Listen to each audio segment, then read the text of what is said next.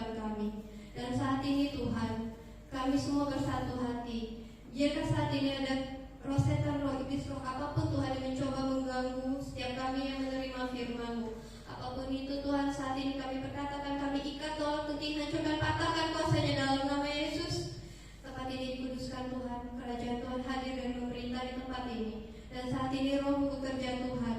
Kami undang kehadirannya untuk Roh Kudus-Mu membuka setiap hati. Hamba-Mu terbatas Tuhan, mari urapi, namun Kau adalah Allah yang tidak terbatas. Saat ini biarlah kebenaran firman-Mu mengubahkan kehidupan setiap kami di tempat ini. Dan di dalam nama Tuhan Yesus Kristus kami siap menerima firman-Mu. Haleluya, amin. Silakan duduk. Shalom saudara-saudari. Shalom. Senang berjumpa kembali pada kesempatan sore menjelang malam hari ini. Dan saat ini renungan atau firman yang mau sama-sama kita pelajari, saya beri judul Memenuhi Panggilan.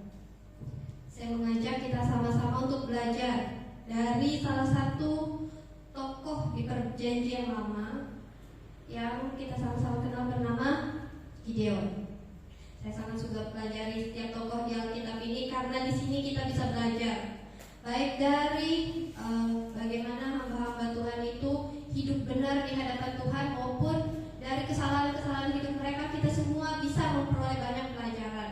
Nah, saat ini saya mengajak saudara semua untuk membuka di kitab Hakim-Hakim pasal yang ke-6 ayat ke-11 sampai ke-14. Kita sama-sama buka firman-Nya di Hakim-Hakim pasal 6 ayat 11 sampai yang ke-14.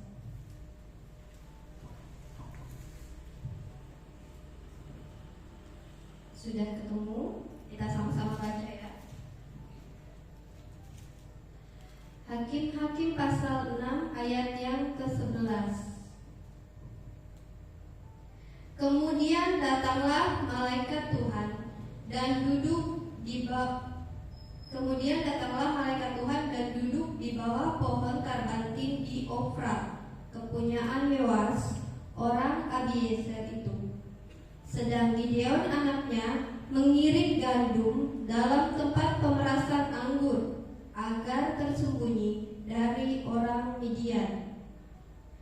Ayat yang ke-12, malaikat Tuhan menampakkan diri kepadanya dan berfirman kepadanya demikian, Tuhan menyertai engkau, ya pahlawan yang gagah berani. Di sini kita stop sampai 2 ayat dulu. Sedikit background story dari Gideon. Jadi bangsa Israel pada saat itu mereka ada di satu tanah Kanaan. Namun saat itu mereka dikuasai oleh orang Midian. Jadi orang Israel ini unik saudara. Ketika mereka itu lurus dan hidup benar mengikut Tuhan, Tuhan menyertai mereka. Peperangan sekalipun Tuhan menangkan. Meskipun kalau dari segi jumlah dan apapun Israel bisa dikatakan lebih sedikit orangnya daripada bangsa-bangsa lain yang menyerang mereka. Tapi ketika bangsa ini berbalik menyembah Allah-Allah lain dan bahkan mereka menolak Tuhan, bangsa-bangsa di sekelilingnya itu dibangkitkan Tuhan untuk menyerang bangsa ini. Nah, saat ini posisinya bangsa Israel itu ditindas oleh bangsa Midian. Jadi di ayat ini malaikat Tuhan datang untuk menemui Gideon. Maksudnya malaikat ini datang untuk membangkitkan satu orang yang akan bangkit untuk membela bangsanya. Di ayat ke-11 malaikat Tuhan datang. Ketika malaikat Tuhan datang, kita tahu ini Gideon bukan seorang yang pemberani. Karena di ayat ini katakan dia sedang bersembunyi, mengirik gandum di tempat yang tersembunyi. Jadi kalau misalnya dikatakan Gideon ini seorang pemberani, dia sedang bersembunyi dari orang Midian saat itu posisinya di tempat pemerasan anggur dan sedang mengirik gandum. Bisa dikatakan dia seorang penakut karena dia bersembunyi di sini. Nah, sebelum malaikat Tuhan datang dan menampakkan diri, malaikat Tuhan berkata kepada Gideon di ayat yang ke-12, Tuhan menyertai engkau, ya pahlawan yang gagah berani. Ini maksudnya apa, saudara? Padahal Gideon belum melakukan apa-apa. Posisinya saat itu dia sedang bersembunyi. Bisa dikatakan dia sedang takut dari bangsa Midian. Tapi dikatakan oleh malaikat, Tuhan menyertai engkau, ya pahlawan yang gagah berani. Sebelum dia melakukan apapun untuk Tuhan, Tuhan sudah tahu ke depannya Gideon ini akan menjadi seperti apa. Tuhan menguatkan hatinya dengan mengatakan di depannya, Tuhan menyertai engkau. Jadi Gideon yang dipanggil dengan sebutan demikian, otomatis meskipun dia takut, keberaniannya bangkit. Dan Tuhan itu melihat satu potensi di dalam diri Gideon. Nah, itu juga berlaku untuk kita semua di tempat ini, saudara. Tuhan itu melihat setiap potensi di dalam orang-orang muda kita. Kita ini gak jauh beda ya keadaannya ya dengan Gideon pada saat itu. Kita bisa aja minder, atau kita bisa aja bukan seorang yang pemberani. Tapi ketika Tuhan katakan Tuhan menyertai engkau, kita otomatis kan semangat kita bangkit. Nah, saat ini apa yang Tuhan mau dari Gideon? Kita teruskan di ayat yang ke-13.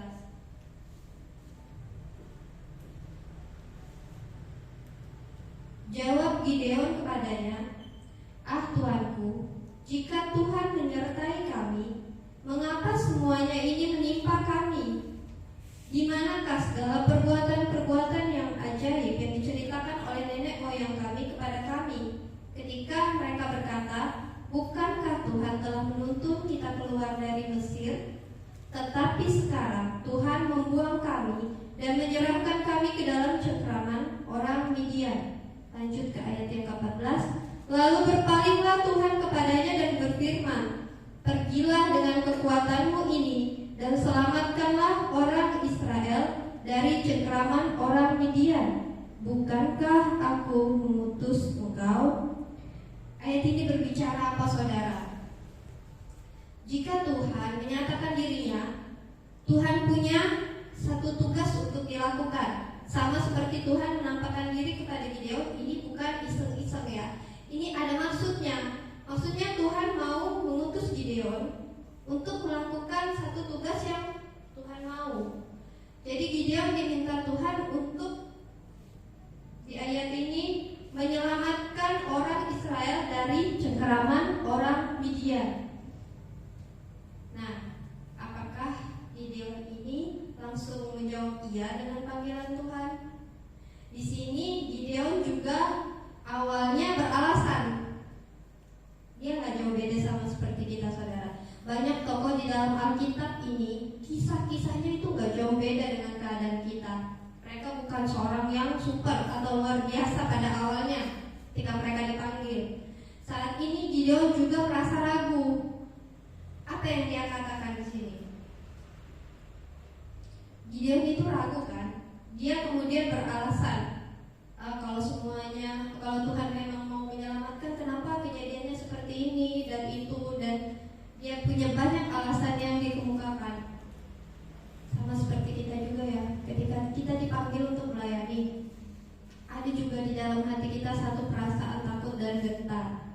Tapi apa yang Tuhan mau untuk kita pelajari dari satu tokoh ini?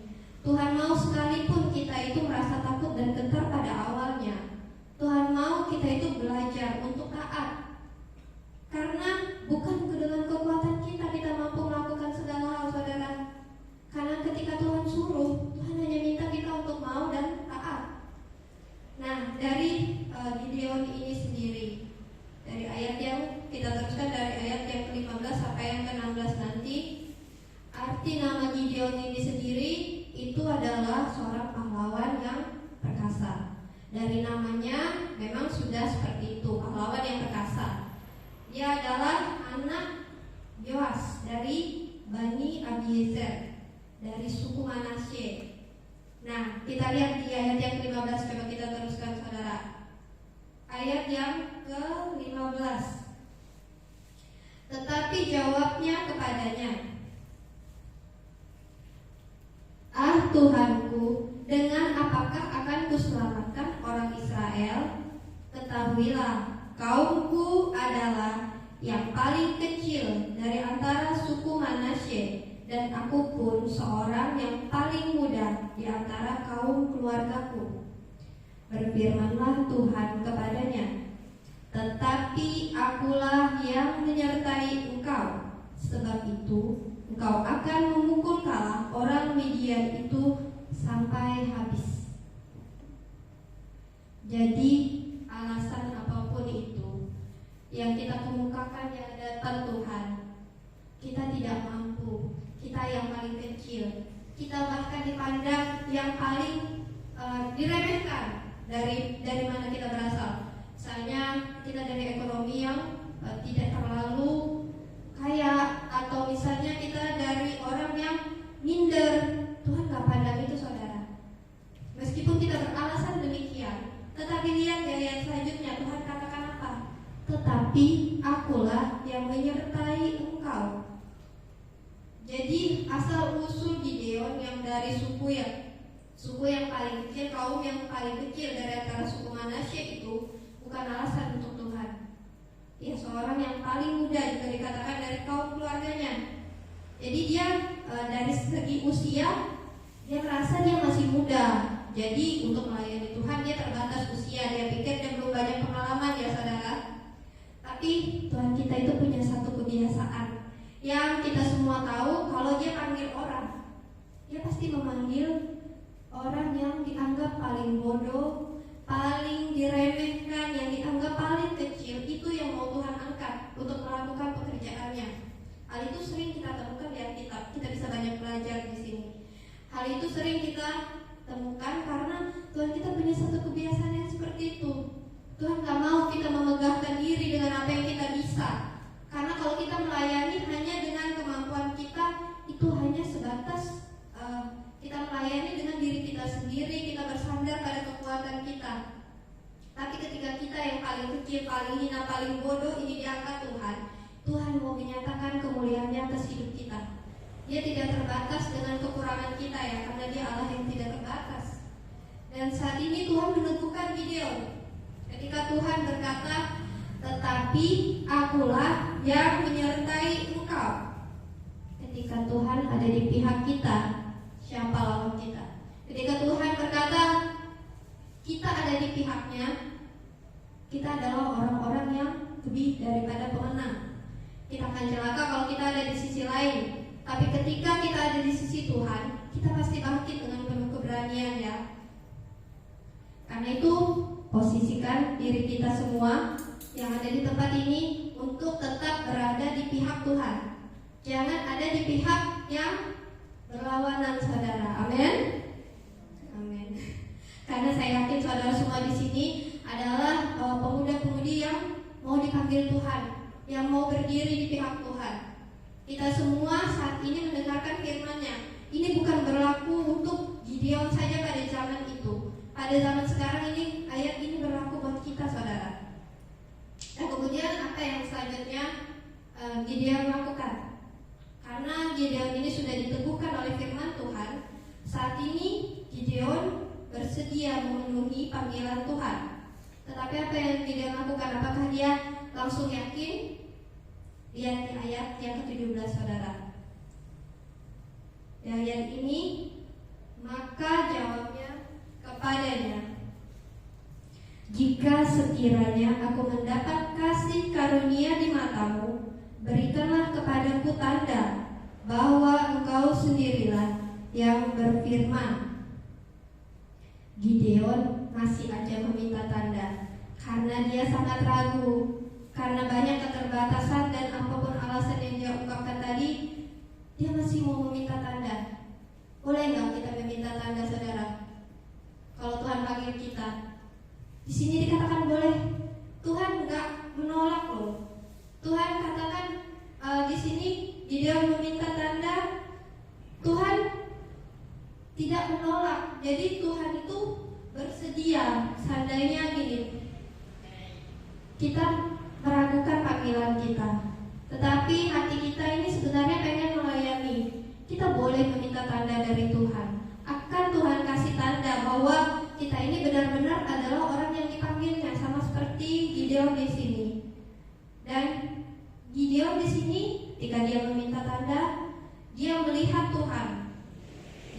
kita lompat langsung ke ayat yang ke-22. Maka tahulah Gideon bahwa itulah malaikat Tuhan. Lalu katanya, celakalah aku Tuhanku Allah, sebab memang telah kulihat malaikat Tuhan dengan berhadapan muka. Dari tanda yang dimintanya tadi Tuhan giyakan, dan tanda itu berupa daging dan roti yang dipersembahkan, dan Tuhan mengulurkan tongkat, dan maka timbullah api dari batu dan memakan habis daging dan roti itu. Itu tanda buat Gideon ya saudara. Dan kemudian Gideon setelah melihat tanda itu, dia berkata apa? Maka tahulah aku bahwa itulah malaikat Tuhan. Katanya, celakalah aku Tuhanku Allah, sebab memang telah melihat malaikat Tuhan dengan berhadapan muka. Gideon melihat Tuhan saudara, karena Gideon meminta tanda. Tetapi Gideon tidak ditolak Tuhan di sini, karena Tuhan itu melihat hati. Jadi ketika Gideon meminta tanda, Tuhan menjawab, dan Gideon melihat malaikat Tuhan. Pada zaman perjanjian lama, kehadiran Tuhan itu dinyatakan dengan kehadiran malaikat saudara. Jadi di sini ketika dia melihat malaikat Tuhan itu, dia berkata celaka, dia sangat takut, karena memang apa yang dia minta itu telah dijawab. Di Matius 5 ayat 8 dikatakan, saudara bisa dibuka ayatnya, di Matius 5 ayat 8, berbahagialah orang yang suci hatinya, karena mereka akan melihat Allah. Sama seperti Gideon, Tuhan melihat hatinya. Tuhan tahu sebenarnya dia mau melayani Tuhan, dan Tuhan menampakkan diri untuk Gideon. Dan setelah itu apa yang Gideon lakukan? Tuhan minta Gideon, setelah dia dipanggil, sebelum dia melakukan tugas yang Tuhan inginkan, apa yang Tuhan mau dari Gideon? Tanda sudah Tuhan kasih untuk Gideon. Nah selanjutnya dari pihak Tuhan apa saudara? Ketika Tuhan memanggil, Tuhan mau Gideon menghancurkan berhala-berhala. Di sini di ayat yang ke-25 kita baca saudara. Pada malam itu juga Tuhan berfirman kepadanya, ambillah seekor lembu jantan kepunyaan ayahmu, yaitu lembu jantan yang kedua, berumur 7 tahun. Runtuhkanlah mezbah Baal kepunyaan ayahmu, dan tebanglah tiang berhala yang di dekatnya. Kemudian dirikanlah mezbah bagi Tuhan Allahmu. Tuhan benci segala bentuk penyembahan berhala. Sebelum Gideon melakukan tugas Tuhan, Gideon diminta untuk menguduskan diri, menghancurkan semua berhala yang dia punya. Karena di sini orang Israel itu sudah bercampur dengan bangsa lain. Mereka mengikuti kebiasaan bangsa-bangsa yang di tempat di mana mereka diam. Ketika orang lain menyembah berhala, mereka ikut mencemarkan diri di sana, alias membaur. Sama seperti posisi kita sekarang di sini. Kita anak-anak Tuhan. Tuhan minta kita untuk tidak membaur. Bukan maksudnya kita tidak bergaul saudara dengan orang lain, tetapi kita tidak mengikuti pola-pola kebiasaan orang di luar sana yang tidak menyembah Tuhan, yang sama seperti Tuhan kita. Jadi pola-pola itu dianggap Tuhan merupakan berhala. Kita tidak boleh mencampurkan diri dengan hal-hal demikian, karena Tuhan tidak mau umatnya yang dipanggil dan dikuduskan itu menjadi cemar. Tuhan mau kita melayaninya dengan kekudusan. Di sini Gideon diminta untuk menghancurkan segala berhala yang dia punya, yang ayahnya punya. Peruntukan mezbah Baal di sini ya saudara. Apa itu berhala buat kita sekarang? Kita tentu saja saat ini tidak punya berhala seperti zaman itu ya. Namun segala sesuatu yang kita sembah, yang kita utamakan lebih daripada Tuhan, itu adalah berhala. Jadi saudara, kalau Tuhan minta di dalam hidup kita saat ini untuk kita mengutamakan Tuhan, kita hancurkan segalanya yang lebih utama selain daripada Tuhan. Karena untuk melakukan tugas Tuhan, kita harus menguduskan diri sama seperti Gideon di sini saudara. Dan setelah dihancurkan itu mezbah Baalnya, apa yang harus dilakukan oleh Gideon? Gideon diminta untuk mendirikan mezbah untuk Tuhan. Jadi setelah berhala dihancurkan, bukan itu saja kan yang dilakukan oleh Gideon. Gideon diminta untuk menyembah Tuhan, mempersembahkan kurban untuk Tuhan. Gideon diminta taat dan mengganti mezbah Baal yang mereka biasa sembah itu dengan mezbahnya Tuhan. Jadi Tuhan aja yang disembah, Baalnya dibuang, diruntuhkan. Nah, saat ini poin yang saya mau sampaikan untuk saudara semua pemuda-pemudi di tempat ini, sama seperti kisah Gideon yang saat ini kita pelajari, yang kita renungkan saudara. Tuhan itu kan melihat potensi di dalam diri saudara semua di tempat ini. Ada yang jago dalam pelajaran, ada yang jago di dalam musik, ada yang mungkin punya banyak keahlian lain yang kita misalnya belum gali aja di saat ini saudara. Tapi Tuhan itu bisa melihat potensi-potensi saudara pemuda di tempat ini. Dan saat ini juga saudara ini adalah orang-orang yang dipanggil Tuhan. Buktinya sampai saat ini saudara beribadah dan belajar juga tentang firman di tempat ini. Jadi orang-orang yang dipanggil saat ini adalah orang-orang muda yang mau mempersembahkan hidupnya dan menguduskan hidupnya untuk Tuhan, menjadikan Tuhan satu-satunya yang utama dan terutama.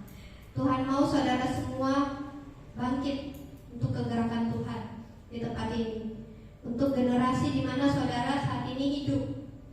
Dan sama seperti Gideon, dia diminta taat, dan setelah itu Tuhan murapi dia untuk melakukan banyak pekerjaan yang Tuhan nanti akan bukakan buat Gideon.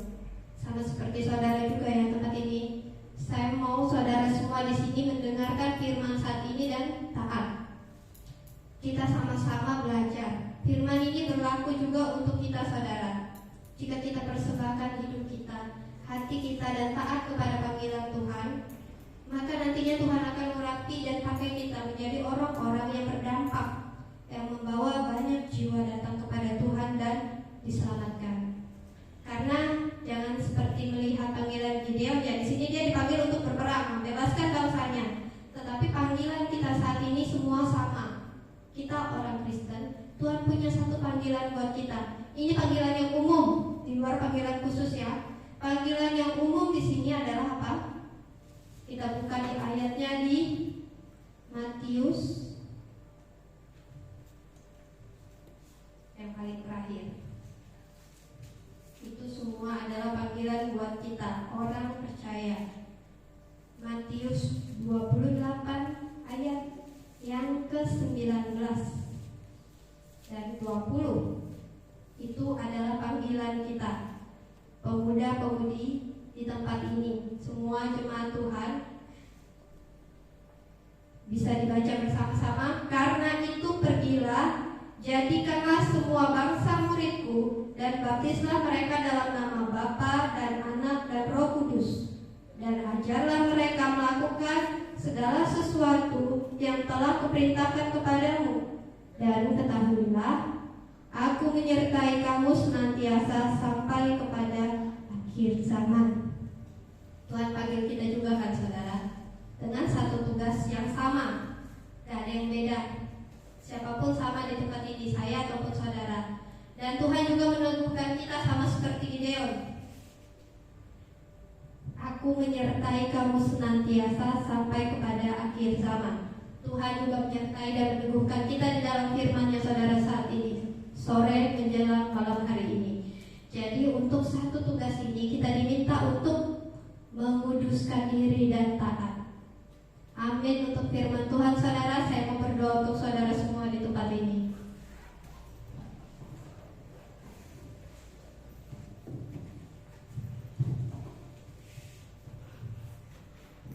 Terima kasih Tuhan. Saat ini kami sudah mendengarkan kebenaran firman-Mu. Saat ini Tuhan, Roh-Mu sudah berbicara buat setiap kami.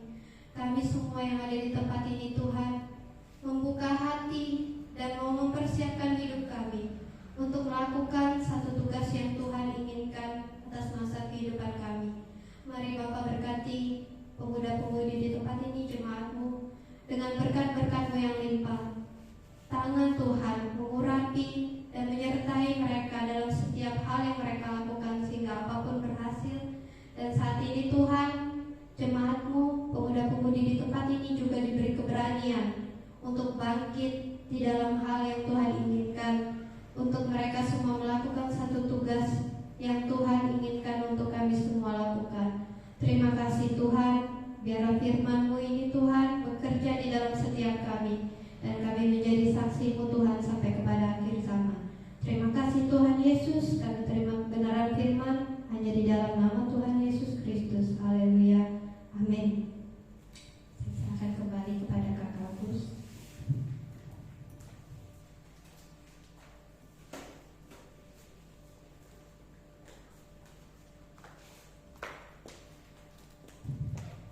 Puji nama Tuhan, kita sudah diberkati oleh kebenaran firman Tuhan pada sore menjelang malam hari ini. Dan seperti biasa, ya kalau bisa dilihat baik di dalam grup WA maupun di belakang ada petugas selanjutnya. Kemudian untuk iuran seragam jangan lupa, karena semakin dekat dengan hari Natal agar tidak menumpuk, bisa dibayarkan setiap bulan. Demikian yang dapat saya sampaikan. Mari kita bersatu di dalam doa, kita akhiri ibadah kita pada malam hari ini. Bapa yang baik, kembali kami mengucap syukur karena Engkau sudah menyertai ibadah kami dari awal hingga akhirnya. Kami sudah memuji dan memuliakan nama-Mu, dan kami sudah mendengarkan firman-Mu. Kiranya semuanya itu Tuhan boleh menjadi kesukaan bagi nama-Mu, dan kami semua boleh semakin hari semakin dikuatkan, semakin diteguhkan, semakin diberkati Tuhan melalui kebenaran firman-Mu, sehingga kami semakin dewasa di dalam Engkau. Terima kasih Tuhan, terima kasih Yesus. Sebentar kami akan berpisah satu dengan yang lain. Kami percaya Engkau menyertai dan melindungi kami hingga sampai tempat tujuan kami dengan selamat. Terima kasih Tuhan Yesus. Kami menyerahkan segenap kehidupan kami. Engkau memberkati setiap apa yang kami lakukan. Engkau membuat semuanya berhasil dan beruntung, baik dalam sekolah kami, baik dalam kuliah kami, dalam pekerjaan kami, terlebih dalam keluarga dan pelayanan kami. Engkau buat kami semakin dewasa di dalam Engkau, semakin bertumbuh dan berbuah di dalam Engkau, sehingga kami boleh menjadi pribadi-pribadi yang menyenangkan hati Tuhan. Terima kasih Tuhan, terima kasih Yesus. Di dalam nama Yesus kami sudah berucap syukur, dan kami akhiri ibadah kami pada malam hari ini. Dalam nama Yesus, haleluya, amin. Selamat pulang, selamat malam minggu, Tuhan Yesus memberkati.